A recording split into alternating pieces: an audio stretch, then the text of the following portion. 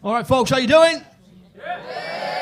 I'm definitely going to be a surprise to one person in here. There was a man who genuinely tried to buy pills off me at the bar at the break. Stood there, genuinely stood there. There's a guy in here who's looking for pills on a fucking Monday night. He is fucked out of his head. Genuinely true. And it wasn't him. You'd be the person I would come to for it. Cool. Cool. Yeah. What was that? It wasn't him, no. But they asked two of us, and the guy stood next to us just went, I could have probably sorted him out, but I didn't like the look of him. Right, okay. Right, give me a cheer if you hate working.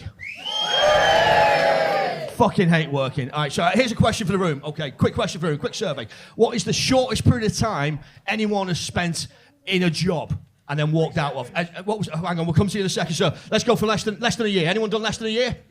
Yeah. Okay, so less than a year. All right, so anyone less than six months? 6 months in a job? Yeah, fuck, but genuinely, this is probably the wrong material we're doing in Liverpool. We're talking jobs, not signing on, folks. Disabilities for life. Okay. Right. Has anyone done less than a week in a job? Less than a week. Cool. So we got how long were you in your job? A day. Can anyone beat a day? Yeah. What did you do for a day, sir? Call center. Why did you walk out of the call center? Well, when we say calls, unless you made a sale, you had to stand up all the time, and then you couldn't make a sale until you sat down. Well, just cruelty, essentially. Fucking hell. What were you selling? Solar panels. Solar panels. Ironically, you're using energy to stand up as well. All right, solar panels. It was someone less than a day. How long were you in? How long were you? How long were you in your job, sir? Yeah. How long? 3 seconds. What was it? 3 seconds. You said. Okay. Are you sure this is a job and not a wank? What did you do for 3 seconds? That's where wellies. You had to wear wellies. Walked out. Okay, that isn't a job. What was the job? What was the job you went for? Factory. A factory, and you had to work. You basically walked in. They said put the wellies on. Walked out. What? Did you get paid? I got paid for 3 seconds. You got paid for 3 seconds. Okay. Well, you sir are the weirdest person I've ever spoken to in my life. My favourite answer to this question ever is amazing, right? I once spoke to a guy who worked at McDonald's, and they worked at McDonald's for the grand total of 47 minutes. And I said, sir, please tell me what happened in the 46th minute then? What made you quit? And the guy went, I know that, it's easy. He went, my supervisor was teaching me how to make a cheeseburger. So my supervisor made a cheeseburger. I made a cheeseburger.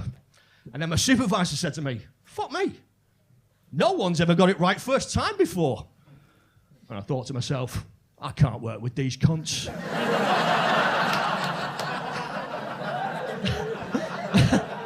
And walked out. The guy's got my favourite attitude to work on the entire fucking planet. I'd say the worst job I ever did. I used to work in car finance. Has anyone in the room ever bought a car on hire purchase? Yeah, one person. Right? If you ever do, right, there's this thing about hire purchase. Don't worry, your credit's all fucked. You're never going to get credit in your life, girls. Thanks to RBS. If you ever buy anything on hire purchase, right, there's part of a hire purchase agreement called the termination clause. What this clause is, if you pay a certain amount in the agreement, you can give the car back, walk away from the agreement scot-free. That's what I used to do for the Bank of Scotland. I used to work in the terminations. I used to do that for them. Now, some people in the room have a similar phone number to a taxi rank or a Pizza Hut.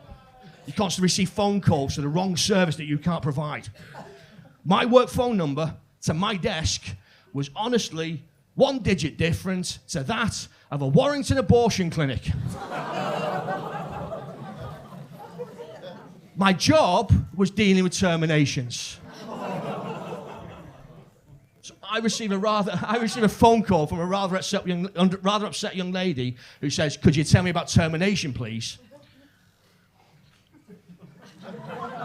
My first words were, "Certainly. The first thing is about termination is it might affect your credit rating. Here's what I can do for you. I'll make an appointment. You can go see one of our dealers. He'll give it a once over. If it's in good enough condition, we'll take it off your hands and sell it at auction to the highest bidder. You're liable for any shortfall in the account. There's a chance we may break it down for spare parts. I'll tell you the last job I had was a shitty job. I used to work in a makeup factory. I used to make Avon for a living. It's nice to see so much of it in use tonight, ladies. And genuinely, it's the most boring job on earth. So terrible. I used to make compacts. Okay, so I used to have a little aluminium disc. I'd put the aluminium disc onto a conveyor belt. It would go into a machine, get full of makeup, pop out the other side. Someone on the other side would sell it for, put it in a pearly case, sell it for £10. My job for 8 hours a day was this. Never felt time move more slowly. And then one day, the supervisor of the floor genuinely walked up to me and went, "You're pretty good at that." Come on. Would you like to try another machine? And I said, yes, fuck anything, please, just give me something different to do. That, ladies and gentlemen, is the best use of the English language I've ever heard in my life. Because if you listen closely, she didn't say a different machine. She said another machine. There's a big fucking difference there. She said, open the cupboard. They opened this dusty cupboard, inside which lay an exact replica of the conveyor belt I'd been sitting in front of. They wheeled it out, they spun it 180 degrees, and they sat me in the middle. My job, or if you will, promotion, genuinely went from this,